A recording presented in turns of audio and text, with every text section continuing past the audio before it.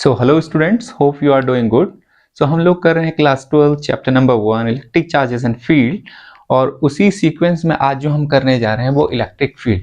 So electric field को समझने से पहले हमें उसके बेसिक से स्टार्ट करना पड़ेगा। एक्चुअल में इलेक्ट्रिक फील्ड होता क्या है, डायरेक्टली फॉर्मूला बेस्ड ना होके हम थोड़ा सा कॉन्सेप्चुअल इसमें जाने की कोशिश करेंगे और कॉन्सेप्ट क्लैरिटी पे थोड़ा सा हम फोकस करेंगे। और साथ ही साथ अगर आपको और अच्छे से फिजिक्स को अगर आप बहुत इंटरेस्टली अगर लेते हैं तो I would like to suggest a book that is evolution of physics by Albert Einstein and Infeld. बहुत अच्छी किताब है, you must go through it. So start करते हैं। मैकेनिक्स में डायरेक्टली वी नो दैट कि जो पार्टिकल्स होते हैं, पार्टिकल्स जो होते हैं they used to attract each other in a space. Particles space में एक दूसरे को अट्रैक्ट करते हैं और उनके बीच जो लगने वाला जो फोर्स है that's how it is related, that's how it is related.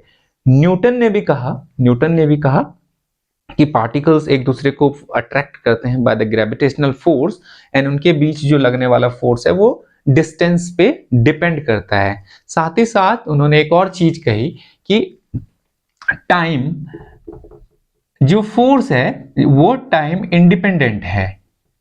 जो फोर्स है वो टाइम इंडिपेंडेंट है। टाइम इंडिपेंडेंट का मतलब अगर फोर्स मान लीजिए ए और बी आपके पास दो ऑब्जेक्ट हैं इन स्पेस, दो पार्टिकल्स हैं इन स्पेस, और अगर इन दोनों के बीच फोर्स लग रहा है, अगर मैं यहां पे पार्टिकल बी या पार्टिकल ए को यहां ट्रांसफर कर दूं, right now they are in stationary position, और यहीं पे मैं अगर पार्टिकल ए या पार्टिकल बी दोनों में किसी एक को मैं मोशन में ले आऊं, अगर ये मोशन पे आ जाते हैं तो बी और ए के बीच फोर्स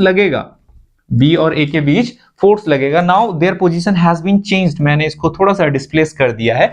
अब अभी भी बी और ए के बीच में फोर्स लगेगा, लेकिन फोर्स टाइम इंडिपेंडेंट है and force has to pass in no time. इसका मतलब पहले इस डायरेक्शन में फोर्स लग रहा था, अब इस डायरेक्शन में फोर्स लगेगा ए एंड बी के बीच में। Force has to be transferred within no time, but the question is that इस फोर्स को कैसे पता लगेगा और ये कैसे अपने आप को एडजस्ट करेगा इन गिवन सिचुएशन में कि अब मेरी जिस पार्टिकल के साथ फोर्स लग रहा था वो पार्टिकल अब दूसरी डायरेक्शन में मूव हो चुका है, और कैसे अपने आप को फोर्स एडजस्ट करेगा within fractions of seconds, within no time, बहुत छोटे समय में। तो that was the void in mechanics, इसीलिए जो इलेक्ट्रोस्टैटिक फोर्सेस जो होते हैं apart from this force between two stationary charges, it is different.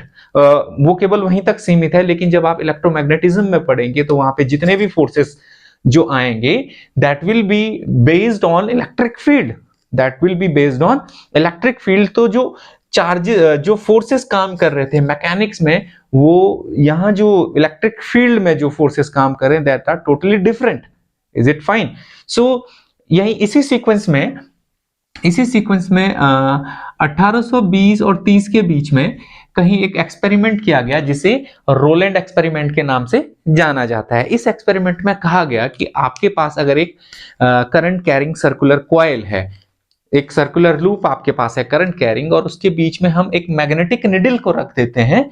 So magnetic needle में कुछ डिफ्लेक्शंस देखने को मिलती हैं, और साथ ही साथ यहाँ एक पोल पे एक फोर्स लगता है, मैग्नेटिक निडल के पोल पे एक फोर्स लगता है, और वो जो फोर्स है जो इन दोनों ऑब्जेक्ट को, यानी कि जो करंट कैरिंग कॉइल है या करंट कैरिंग वायर है और जो हमारे पास पोल है, इन दोनों को जो कनेक्ट कर रहा है, वो जो फोर्स लग रहा है वो इन दोनों के परपेंडिकुलर लग रहा है, यानी फोर्स जो है वो perpendicular to the line connecting the wire and the पोल।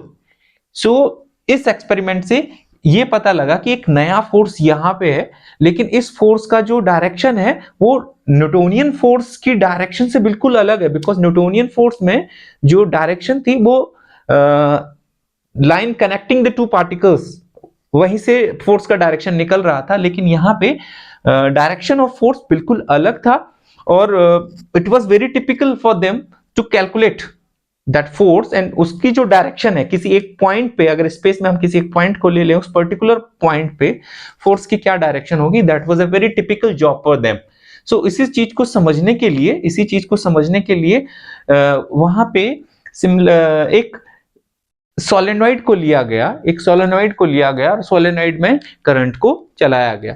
तो वहां से उन्हें पता लगा कि सोलेनॉइड में जब हम करंट चला रहे हैं तो सोलेनॉइड में एक मैग्नेटिक फील्ड जनरेट होता है, और वो जो मैग्नेटिक फील्ड है उसकी डायरेक्शन कुछ इस प्रकार से गिवन है। Is it fine? साथ ही साथ जब वो यहाँ पे एक्सपेरिमेंट कर रहे थे, यहाँ पे रोलैंड एक्सपेरिमेंट हो रहा था और आपको फोर्स की डायरेक्शन पता लगानी थी, तो उन्होंने लिया कि अगर आपके पास एक सर्कुलर कॉइल है, वहां पे बोला गया कि अगर एक सर्कुलर कॉइल है, इस सर्कुलर कॉइल में अगर करंट दौड़ाया जाए तो यहाँ जो फोर्स की डायरेक्शन होगी, फोर्स की डायरेक्शन कुछ इस प्रकार से वो दे रहे थे। फोर्स की डायरेक्शन कुछ इस प्रकार से गिवन थी कि एक सर्कुलर कॉइल है, सर्कुलर कॉइल में फोर्स की डायरेक्शन परपेंडिकुलर हो रही है जो करंट कैरिंग वायर को और पोल को मिला रही है, उस लाइन के परपेंडिकुलर कुछ हो रही है।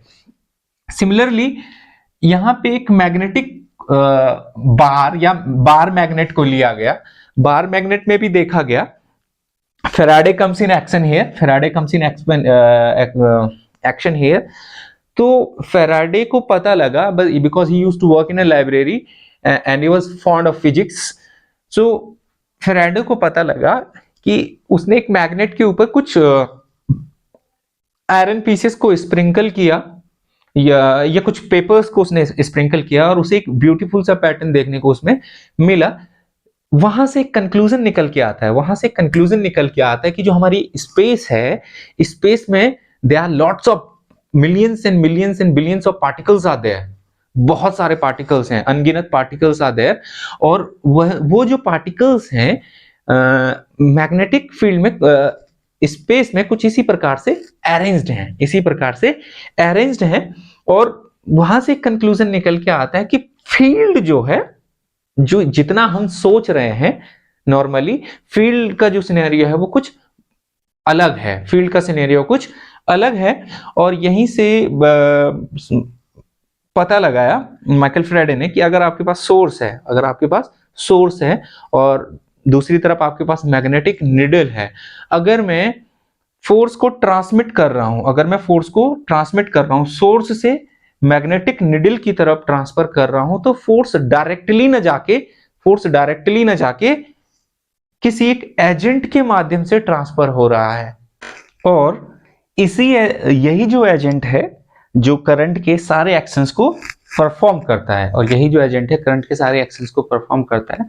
और इसी को नाम दे दिया स्पेस। इट मींस अगर फैराडे का जो कंक्लूजन था, का मतलब जो मैग्नेट है वो स्पेस में चेंजेस लाता है, यानी कि मैग्नेट जो है ऑल्टर्स द स्पेस। साथ ही साथ यहां से एक और बात हम कह सकते हैं कि अगर आपके पास कोई चार्ज है, मान लीजिए अगर आपके पास कोई चार्ज है, ये चार्ज जो है स्पेस को अल्टर करने की कोशिश करेगा, यानी स्पेस में बदलाव लेके आएगा, और स्पेस में जो बदलाव आएगा, यही बदलाव जो है दूसरे चार्ज पे एक फोर्स लगाएगा। तो ये जो रीजन है, जो स्पेस ऑल्टर हुआ है, इसी को फील्ड का नाम दे दिया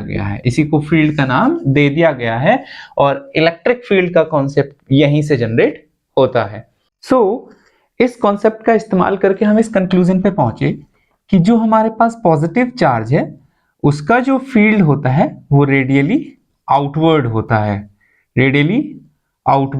अगर सेम चार्जेस आपके पास हैं तो वो दूसरे चार्ज को रिपेल करता है। For any test charge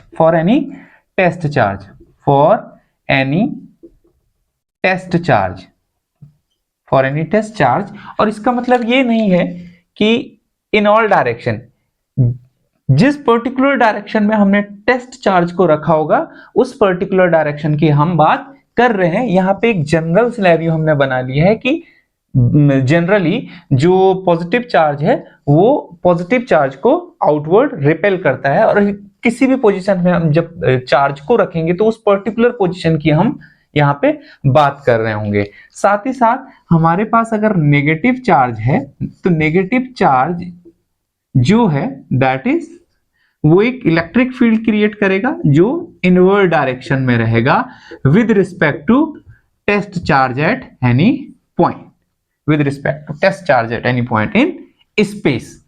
so इसी के हिसाब से अगर आप देखिएगा कि अगर आपको फोर्स की डायरेक्शन अगर मिल जाए, मान लीजिए आपके पास कोई चार्ज है Q1 और इस चार्ज की जो डायरेक्शन है, फोर्स की जो डायरेक्शन है कुछ इस प्रकार से है, तो जो डायरेक्शन फोर्स का रहेगा इलेक्ट्रिक फील्ड का भी डायरेक्शन वही रहेगा। मान लीजिए इस पॉइंट पे फोर्स कुछ ऐसा लग रहा है, सो इलेक्ट्रिक फील्ड का जो डायरेक्शन है वो भी इसी फोर्स की डायरेक्शन में रहेगी। साथ ही साथ तो यहीं पे बात करते हैं इलेक्ट्रिक फील्ड की डेफिनेशन की, that electric force per unit test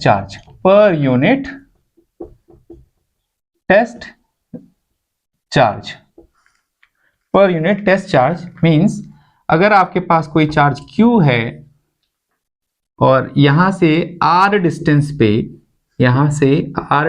पे कोई चार्ज Q0 है which is a test charge, तो Q जो है Q0 के ऊपर एक फोर्स लगाएगा and that force will be given by K Q0 upon R square।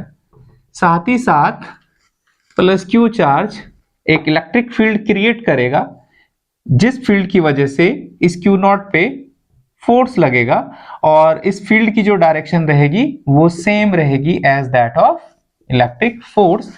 तो यहीं से आपको इलेक्ट्रिक फील्ड इंटेंसिटी की जो इक्वेशन मिलेगी that is equal to K Q0, और simply first you can write F upon Q0, इसी को रीअरेंज करके लिखिए K Q0 upon R square upon Q0 cancels out with Q0, तो you will get K Q upon R square. यही आपका electric field intensity कहलाएगा, intensity of an electric field for a positive Q charge, ये आपको मिल जाएगा।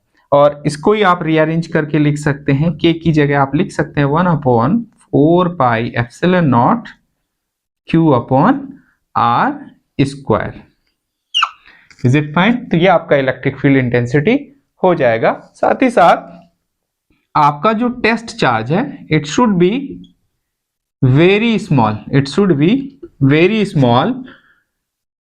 Test charge जो होगा वो छोटा होगा। साथ ही साथ it should be positive in nature. अब टेस्ट चार्ज को बहुत छोटा लेना पड़ेगा। छोटा इसलिए लेना पड़ेगा क्योंकि जब हम फैराडे का जो एक्सपेरिमेंट के बारे में पढ़ रहे थे तो वहां पे उस कंसेप्ट के हिसाब से अगर हम देखें तो electric field is equal to limit Q0 tending towards 0 F upon Q0 जो है it should be very small tending towards 0 नहीं होगा, 0 के नजदीक बहुत छोटा होगा। और छोटा इसलिए होगा क्योंकि अगर हम Q0 को एक बड़ा चार्ज लेते हैं तो ये अपना एक इलेक्ट्रिक फील्ड बनाएगा, और इलेक्ट्रिक फील्ड बनाएगा तो वो जो हमारा पॉजिटिव Q चार्ज है वो इसके इलेक्ट्रिक फील्ड को ऑल्टर करने की कोशिश करेगा। तो उस चीज से बचने के लिए हम जो है टेस्ट चार्ज को छोटा लेते हैं। Is it fine? यहीं पे SI यूनिट की अगर हम बात करें इलेक्ट्रिक फील्ड की, so that is force and this is charge, so we can say the unit of force is Newton and the unit of charge is Coulomb. So it is Newton per Coulomb. It is Newton per Coulomb. Must remember this. Hope so आपको आज का जो concept है वो बहुत अच्छे से समझ आया होगा, और अगर आपको वीडियो पसंद आए तो लाइक कीजिएगा, कमेंट कीजिएगा और चैनल को सब्सक्राइब कीजिएगा। Okay, thank you very much.